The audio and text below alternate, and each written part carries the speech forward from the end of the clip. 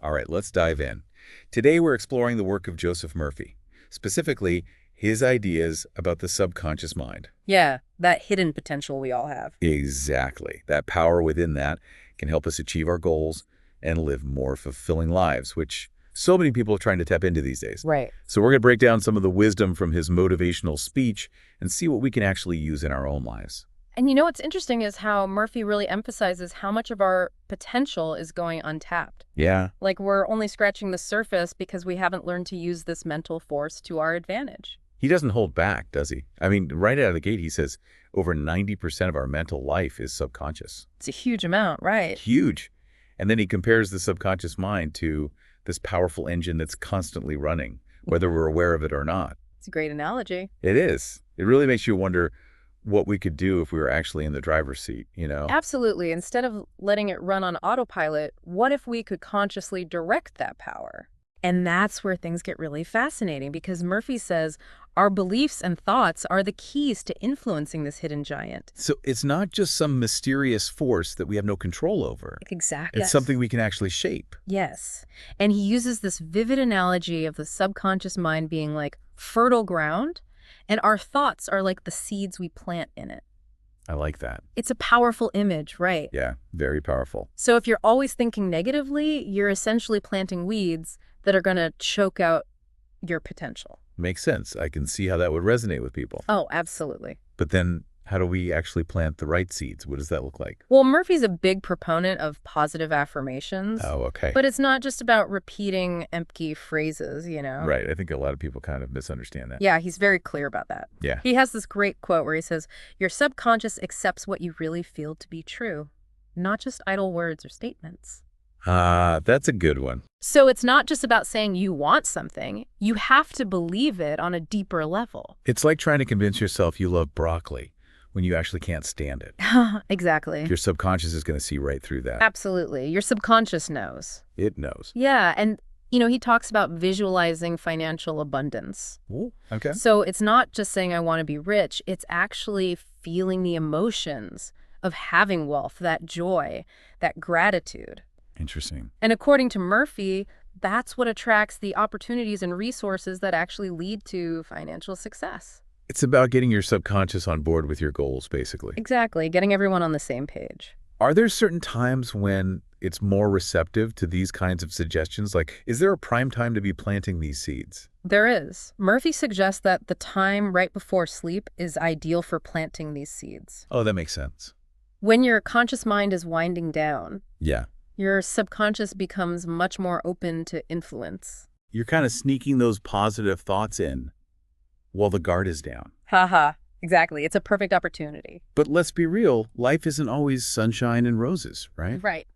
What about those times when fear and doubt creep in? I mean, we all experience that. Oh, absolutely. And Murphy addresses that directly. He doesn't sugarcoat it. Yeah. He says we need to be active gardeners. We have to weed out those negative thoughts. Okay. And he's a big believer in replacing them with thoughts of faith and confidence. So it's not enough to just try to ignore the negative thoughts. You actually have to replace them with something positive. Exactly. And this is where his faith comes in, because he has this powerful quote. Okay. He says, confidence is greater than fear.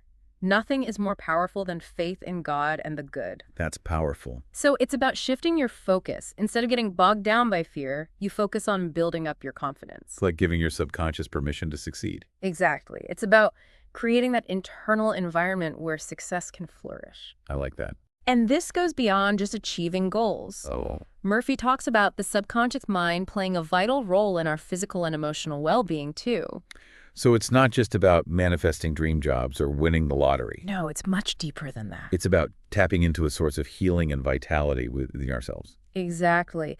And he says the subconscious is constantly working to keep our bodies functioning and promoting healing, especially while we sleep. Okay. But, and this is crucial, he warns that negative thoughts can actually interfere with this process. So we're basically sabotaging our own health with worry and stress. In a way, yes. Wow. And this is where forgiveness comes into play. Oh, interesting. He's adamant that holding on to resentment and guilt creates inner turmoil that prevents the subconscious from restoring harmony and peace of mind.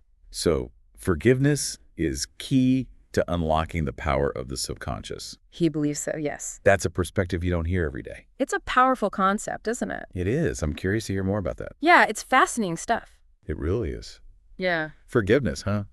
I mean, it makes sense, but isn't there something even deeper going on here? Oh, for sure. Because Murphy seems to be suggesting that the subconscious isn't just a healer, but like a source of incredible intelligence and wisdom. Right. Like there's this wellspring of knowledge within us. Exactly. Yeah. So it's almost like we have this personal advisor who always has our best interests at heart. That's a great way to put it. And he really encourages people to pay attention to those intuitive nudges. He does. He says we get so caught up in our heads sometimes, I know. overthinking everything. Guessing ourselves. Yeah, when we should really be listening to that deeper wisdom within. So how do we actually do that? Tune in, I mean. Yeah. It's not like there's a dial in our foreheads that we can adjust to pick up the subconscious frequency. Uh-huh. Right. So what's the secret? Well, he talks about things like meditation and quiet reflection, Okay. ways to quiet the mental chatter so that inner voice can come through. Makes sense. Create some space for it. Exactly. And he also emphasizes living in alignment with your values. So it's not just about sitting on a mountaintop chanting Om. No, not at all. It's about bringing that inner wisdom into our everyday lives. Right, putting it into practice. But isn't there a danger of getting too caught up in all this mystical stuff? You know, at the end of the day, we still have to deal with the practical realities of life. Absolutely. And Murphy was very practical in his approach. Okay. He wasn't about living in some dream world. Right. He was about using the power of the subconscious to create real, tangible change in our lives. So bridging that gap between the inner and the outer. Exactly. He believed that true success wasn't just about achieving goals, Yeah. but about living a fulfilling life that was aligned with your deepest values and aspirations. So it's about creating a life that feels truly authentic and meaningful. Yes. That's the heart of it, I think. That makes a lot of sense to me. Yeah. But how does this all translate into practical action? What can our listeners take away from this and actually apply to their own lives? I think the most important takeaway is this. You are not simply a passenger in your own life. Okay, I like that. You have the power to shape your reality Through. through your thoughts, your beliefs, your actions. So we're not just victims of circumstance. No, we have agency. We have the power to choose. Exactly. And Murphy would say the first step is becoming aware of the power of your subconscious mind. Okay, Recognizing that your thoughts are not just fleeting things. right. They have real power. They do. They have a real impact on your experiences. So instead of letting our minds run wild with negative thoughts, we need to be more mindful of what we're feeding our subconscious. Exactly. It's like that old saying, you are what you eat. But for our minds. Exactly. Okay, so step one is awareness. Yes. What's next? Well, then it's about making a conscious effort to cultivate a more positive and supportive inner dialogue. So that's where things like affirmations and visualizations come in. Precisely. They're tools for reprogramming your subconscious mind. Replacing those limiting beliefs with ones that empower you. So instead of saying, I'll never get that promotion, you might say, I am confident and capable, and I am ready for the next step in my career. Exactly. And don't underestimate the power of gratitude. Oh yeah, that's a big one. Murphy believed that when you focus on the good in your life, you actually attract more good. It's like giving your subconscious a high five. Exactly. Like, hey, we're doing great. Let's keep this momentum going. Exactly. You're creating a positive feedback loop. There's one thing I'm still a little stuck on, though. Okay. You mentioned trusting your intuition. Yes. But what if you're someone who's always been more of a logic-driven, analytical person? Right. How do you learn to trust those gut feelings when they seem to come out of nowhere? That's a great question, and it's something a lot of people struggle with. Yeah, it can be tough. Murphy acknowledged that intuition can be a tricky thing. Yeah. He suggested that it's like a muscle that needs to be developed. Yeah. So the more you use it, the stronger it gets. Exactly. The more you pay attention to those intuitive nudges and see how they play out in your life, Oh, interesting. the more you'll start to trust them. So it's about paying attention to those subtle signals and then seeing what happens when you act on them or when you ignore them. Exactly. It's a process of trial and error, like most things in life. I guess it is, yeah. And it's important to remember that this is a journey, not a destination. Okay. There will be times when you make decisions that turn out to be mistakes. We all do. But those are just opportunities to learn and grow. Right. The key is to keep exploring, keep experimenting, and most importantly, keep believing in your own ability to tap into that inner power. It sounds like Murphy's message is one of hope and empowerment. It is, absolutely. He's saying that We all have the potential to live extraordinary lives, Yes. but it's up to us to take ownership of that power and learn how to use it. Exactly. It's a call to action. It is. A reminder that we have more control over our lives than we often I realize. like that. Very empowering. And when we start to tap into that power within, amazing things can happen. It's funny, we talk about all this inner power and the subconscious, Right. but it can still feel kind of abstract, you know? it can. Like, how do we actually put these ideas into practice? Are there specific techniques that people can use? Absolutely. One of the things Murphy really emphasized was the importance of creating a clear vision for what you want to achieve. Okay. And he wasn't just talking about vague desires. He was talking about getting really specific. So, like, not just, I want to be happy, but, Right. More like, I am living a life filled with joy and purpose. I see. And he suggested writing down your goals as if they were already happening, Interesting. using present tense and really vivid language to engage your subconscious mind. So instead of saying, I want to be healthier, you might write, I am full of energy and vitality. I nourish my body with healthy foods, and I move my body with joy. Exactly. He believed that by vividly imagining your desired outcome, you were essentially programming your subconscious to work towards making it a reality. So it's about making it real in your mind first.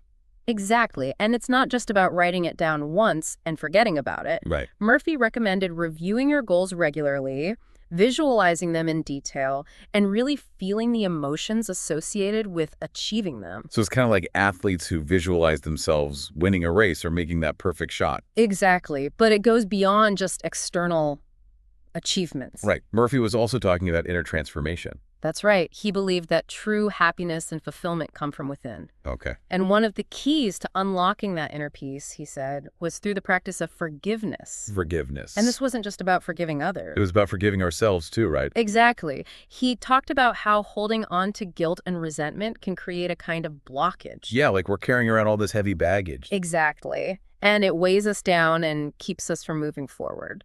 And forgiveness is the key to letting go of that baggage. He believed so, yes. Do you remember any specific quotes about forgiveness? Oh, he had a beautiful one. Let me see if I can recall it. Yes. He said, to forgive is to set a prisoner free and discover that the prisoner was you.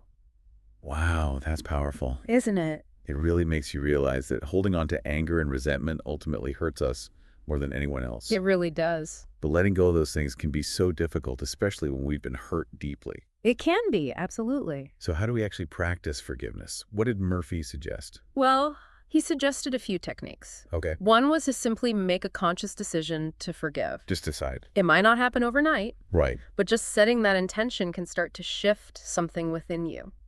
Okay. And what else? Another technique he recommended was to write a letter of forgiveness to the person you need to forgive, even if you never actually send it.